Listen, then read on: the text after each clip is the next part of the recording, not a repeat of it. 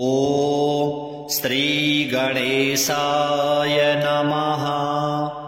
अथ श्री ऋणमोचन मंगलस्तोत्र। मंगलो भूमिपुत्रश्च ऋणहर्ता धनप्रदः। स्थिरासनो महाकायः सर्वकर्मवरोधकः। लोहितो लोहिताक्षश्च सामगानां कृपाकरः। धरात्मजः कुजो भौमो भूतिदो भूमिनन्दनः। अंगारको यमश्चैव सर्वरोगापहारकः। वृष्टेः कर्तापहर्ता च सर्वकामफलप्रदः। एतानि कुजनामानि नित्यं यः श्रद्धया पठेत् ऋणं न जायते तस्य धनं शीघ्रमवाप्नुयात्। धरणीगर्भसम्भूतं विद्युत्कान्तिसमप्रभं कुमारं शक्तिहस्तं तं मङ्गलं प्रणमाम्यहम्। स्तोत्रमङ्गारकस्यैतत् पठनीयं सदा नृभिः। न तेषां भौमजा पीडा स्वल्पापि भवति क्वचित्। अंगारकमहाभाग भगवन् भक्तवत्सल त्वां नमामि ममासेनं ऋणमाशु विनाशय। ऋणरोगादिदारिद्र्यं ये चान्येऽपमृत्यवः भयक्लेशमनस्तापा नश्यन्तु मम सर्वदा। अतिवक्तदुराराध्य भोगमुक्तजितात्मनः तुष्टो ददासि साम्राज्यं रुष्टो हरसि तत्क्षणात्। विरिञ्चि शक्रविष्णूनां मनुष्याणां तु का कथा। तेन त्वं सर्वयत्नेन ग्रहराजो महाबलः। पुत्रान् देहि धनं देहि त्वामस्मि शरणं गतः। ऋणदारिद्र्यं दुःखेन शत्रूणां च भयात्ततः। एभिर्द्वादशभिः श्लोकैर्यः स्तौति च धरासुतं महतीं श्रियमाप्नोति ह्यपरो धनदो युवा। श्रीभौमदेवार्पणमस्तु। मंगलो भूमिपुत्रश्च ऋणहर्ता धनप्रदः। स्थिरासनो महाकायः सर्वकर्मवरोधकः। लोहितो लोहिताक्षश्च सामगानां कृपाकरः। धरात्मजः कुजो भौमो भूतिदो भूमिनन्दनः। अंगारको यमश्चैव सर्वरोगापहारकः। वृष्टेः कर्तापहर्ता च सर्वकामफलप्रदः। एतानि कुजनामानि नित्यं यः श्रद्धया पठेत् ऋणं न जायते तस्य धनं शीघ्रमवाप्नुयात्।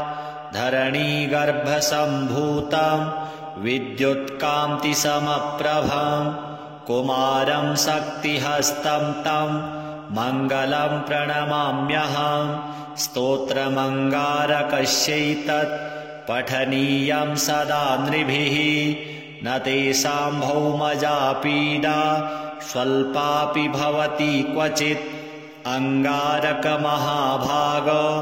भगवन् भक्तवत्सल त्वां नमामि ममासेनं ऋणमाशु विनाशय। ऋणरोगादिदारिद्र्यं ये चान्येऽपमृत्यवः भयक्लेशमनस्तापा नश्यन्तु मम सर्वदा। अतिवक्तदुराराध्य भोगमुक्तजितात्मनः तुष्टो ददासि साम्राज्यं रुष्टो हरसि तत्क्षणात्। विरिञ्चि शक्रविष्णूनां मनुष्याणां तु का कथा।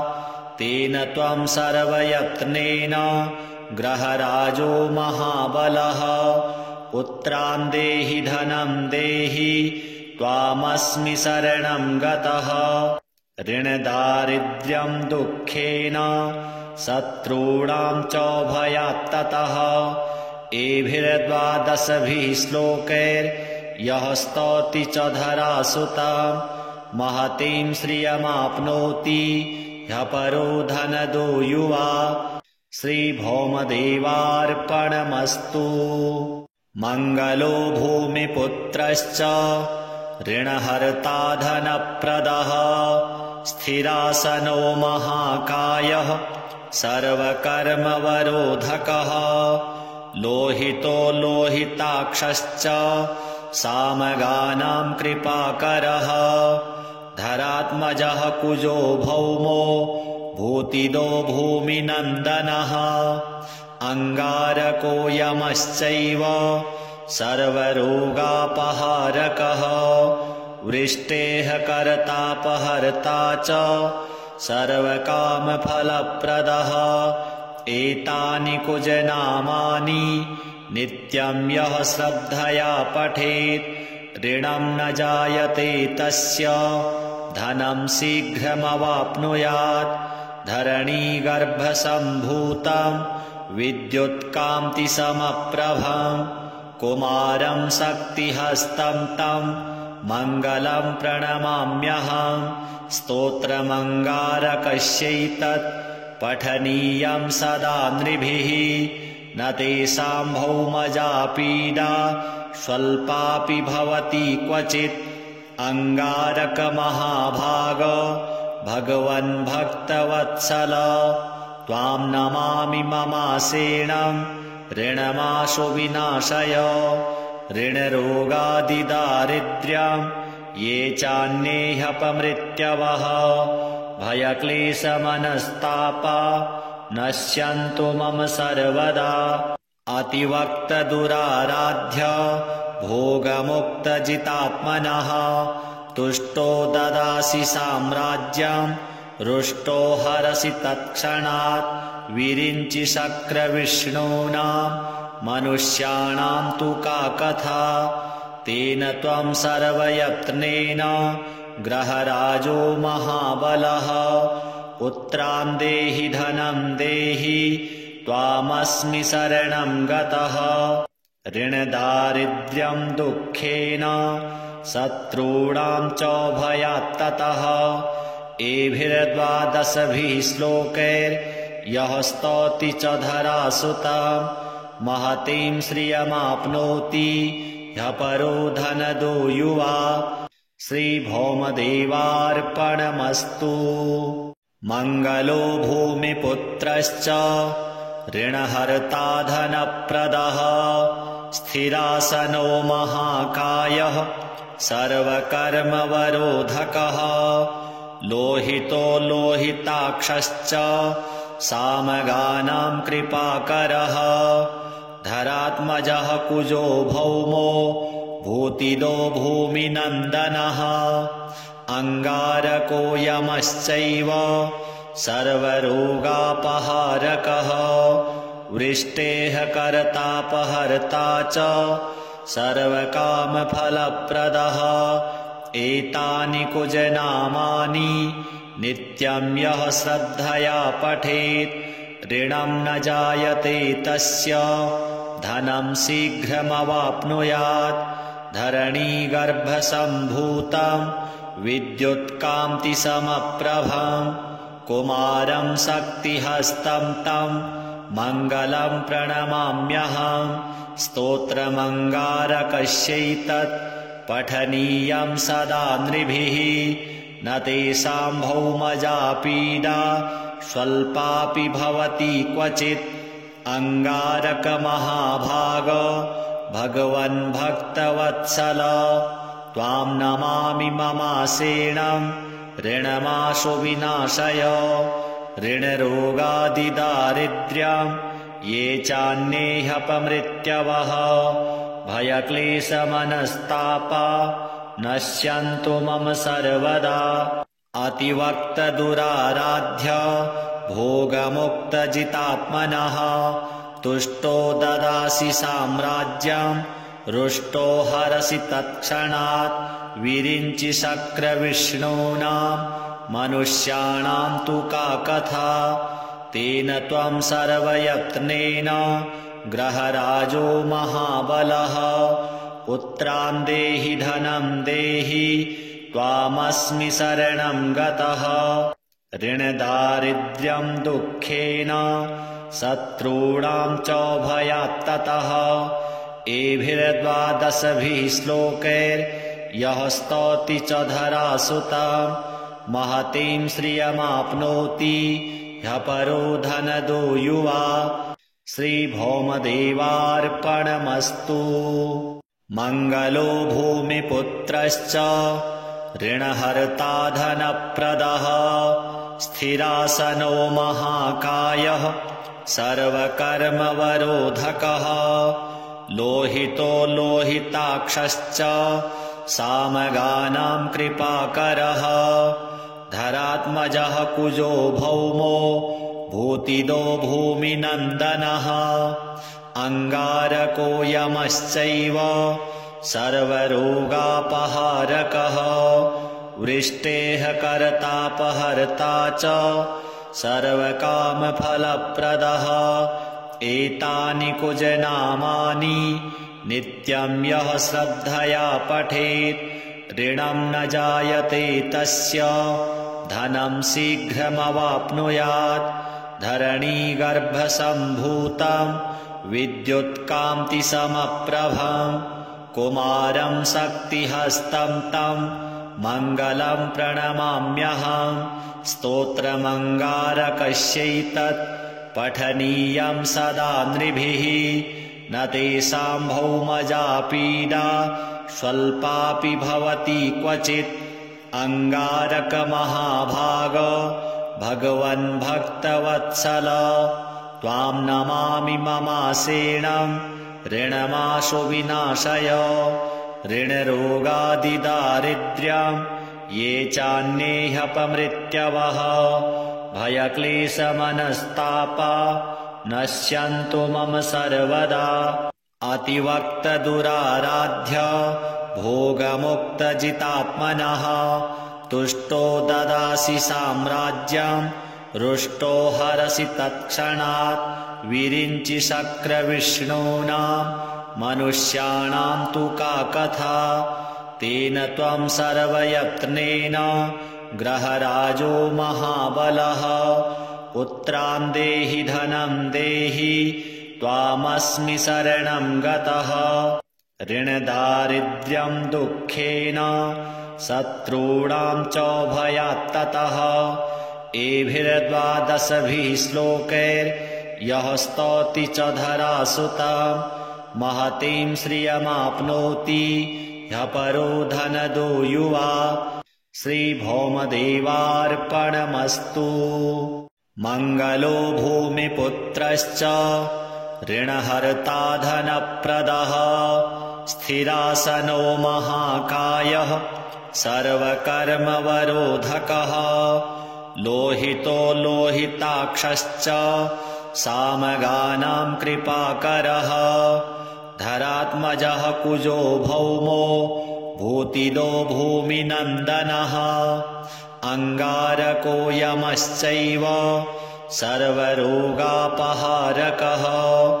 वृष्टेः कर्तापहर्ता च सर्वकामफलप्रदः एतानि कुजनामानि नित्यं यः श्रद्धया पठेत् ऋणं न जायते तस्य धनं शीघ्रमवाप्नुयात् धरणीगर्भसम्भूतं विद्युत्कान्तिसमप्रभं कुमारं शक्तिहस्तं तं मङ्गलं प्रणमाम्यहं स्तोत्रमङ्गारकस्यैतत् पठनीयं सदा नृभिः न तेषां भौमजा पीडा स्वल्पापि भवति क्वचित् अङ्गारकमहाभाग भगवन् भक्तवत्सल त्वां नमामि ममासेनं ऋणमाशु विनाशय ऋणरोगादिदारिद्र्यं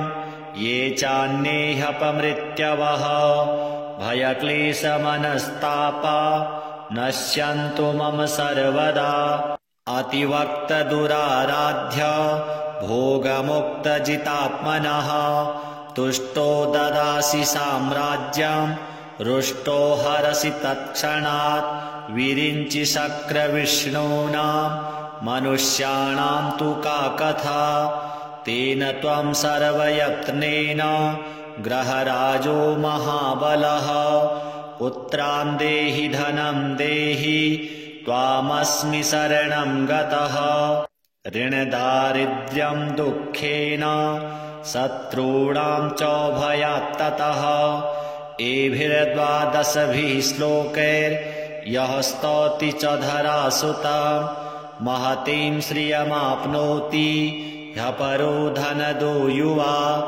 श्रीभौमदेवार्पणमस्तु मङ्गलो भूमिपुत्रश्च ऋणहर्ता धनप्रदः स्थिरासनो महाकायः सर्वकर्मवरोधकः लोहितो लोहिताक्षश्च सामगानां कृपाकरः धरात्मजः कुजो भौमो भूतिदो भूमिनन्दनः अङ्गारको यमश्चैव सर्वरोगापहारकः वृष्टेः कर्तापहर्ता च सर्वकामफलप्रदः एतानि कुजनामानि नित्यं यः श्रद्धया पठेत् ऋणं न जायते तस्य धनं शीघ्रमवाप्नुयात् धरणीगर्भसम्भूतं विद्युत्कान्तिसमप्रभं कुमारं शक्तिहस्तं तं मङ्गलं प्रणमाम्यहं स्तोत्रमङ्गारकस्यैतत् पठनीयं सदा नृभिः न तेषां भौमजा पीडा स्वल्पापि भवति क्वचित् अङ्गारकमहाभाग भगवन् भक्तवत्सल त्वां नमामि ममासेनं ऋणमाशु विनाशय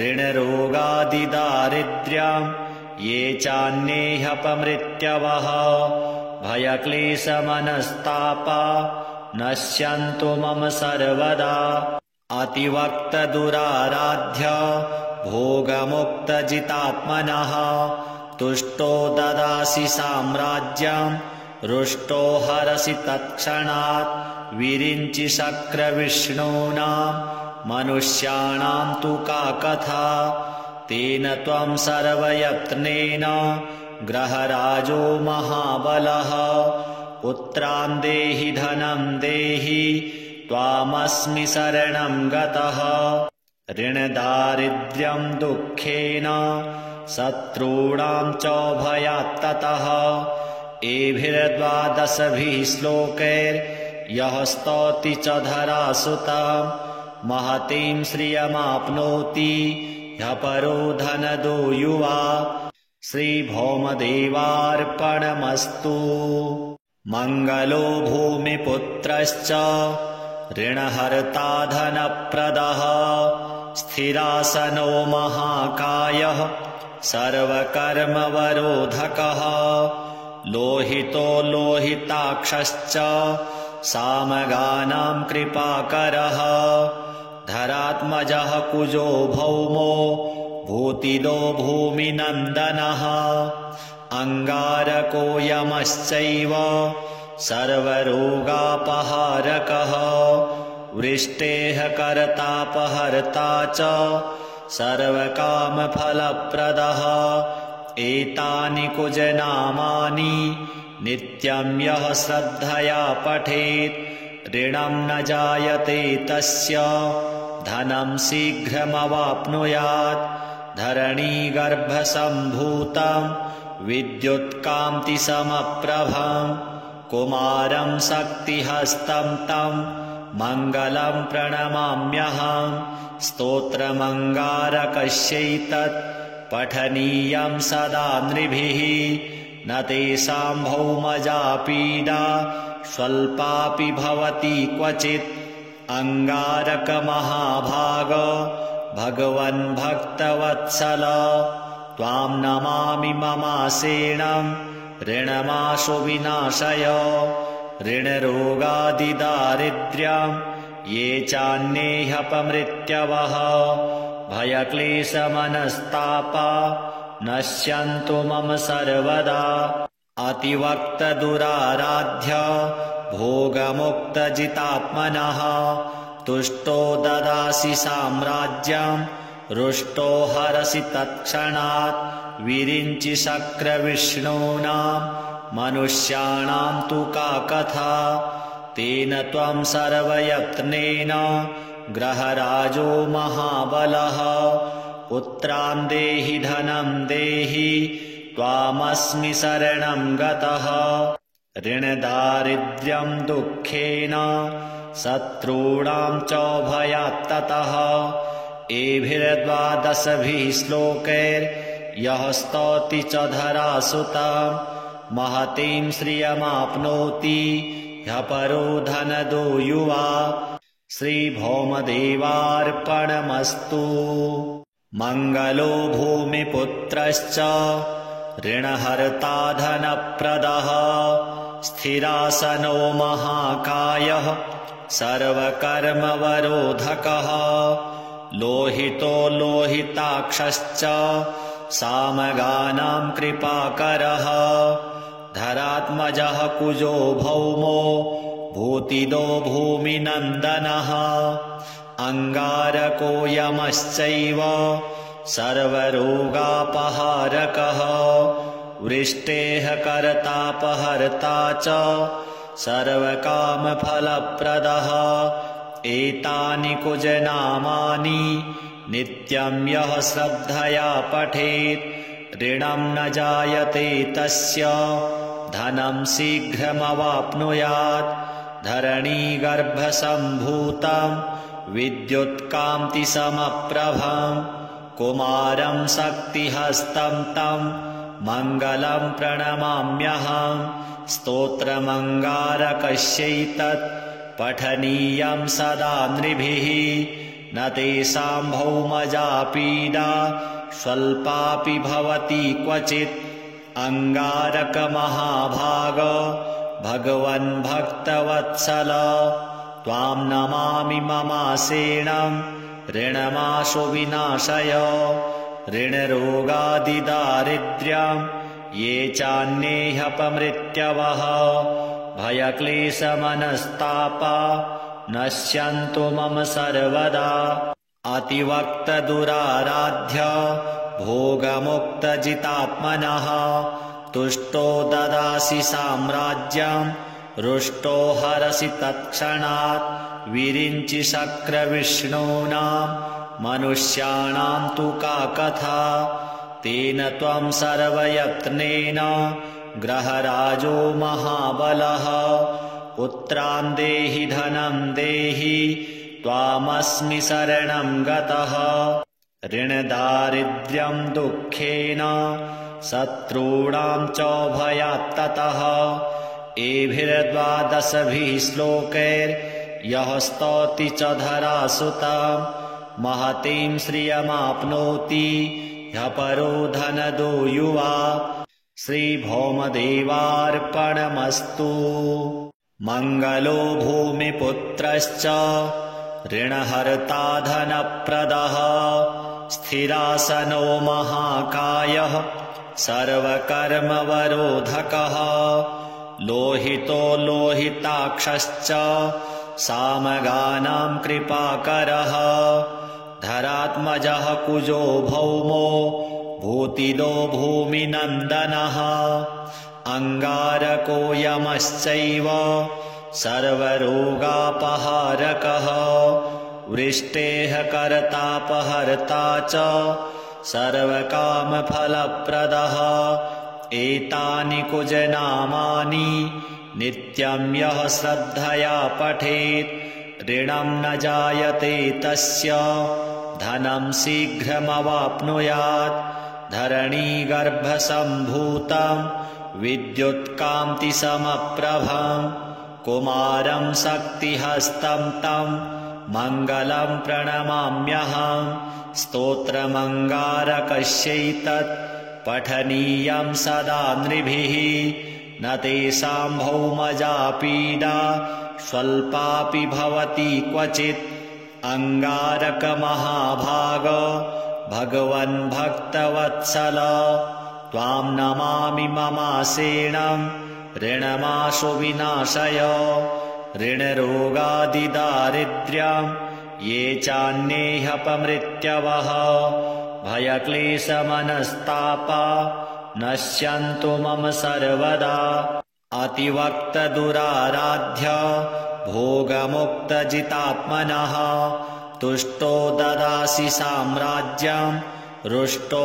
हरसि तत्क्षणात् विरिञ्चि शक्रविष्णूनां मनुष्याणां तु का कथा तेन त्वं सर्वयत्नेन ग्रहराजो महाबलः पुत्रान् देहि धनं देहि त्वामस्मि शरणं गतः ऋणदारिद्र्यं दुःखेन शत्रूणां च भयात्ततः एभिर्द्वादशभिः श्लोकैर्यः स्तौति च धरासुतं महतीं श्रियमाप्नोति ह्यपरो धनदो युवा श्रीभौमदेवार्पणमस्तु मङ्गलो भूमिपुत्रश्च ऋणहर्ता धनप्रदः स्थिरासनो महाकायः सर्वकर्मवरोधकः लोहितो लोहिताक्षश्च सामगानां कृपाकरः धरात्मजः कुजो भौमो भूतिदो भूमिनन्दनः अङ्गारको यमश्चैव सर्वरोगापहारकः वृष्टेः कर्तापहर्ता च सर्वकामफलप्रदः एतानि कुजनामानि नित्यं यः श्रद्धया पठेत् ऋणं न जायते तस्य धनं शीघ्रमवाप्नुयात् धरणीगर्भसम्भूतं विद्युत्कान्तिसमप्रभं कुमारं शक्तिहस्तं तं मङ्गलं प्रणमाम्यहं स्तोत्रमङ्गारकस्यैतत् पठनीयं सदा नृभिः न तेषां भौमजापीडा स्वल्पापि भवति क्वचित् अङ्गारकमहाभाग भगवन् भक्तवत्सल त्वां नमामि ममासेनं ऋणमाशु विनाशय ऋणरोगादिदारिद्र्यं ये चान्येऽपमृत्यवः भयक्लेशमनस्तापा नश्यन्तु मम सर्वदा अतिवक्तदुराराध्य भोगमुक्तजितात्मनः तुष्टो ददासि साम्राज्यं रुष्टो हरसि तत्क्षणात् विरिञ्चि शक्रविष्णूनां मनुष्याणां तु का कथा तेन त्वं सर्वयत्नेन ग्रहराजो महाबलः पुत्रान् देहि धनं देहि त्वामस्मि शरणं गतः ऋणदारिद्र्यं दुःखेन शत्रूणां च भयात्ततः एभिर्द्वादशभिः श्लोकैर्यः स्तौति च धरासुतं महतीं श्रियमाप्नोति ह्यपरो धनदो युवा श्रीभौमदेवार्पणमस्तु।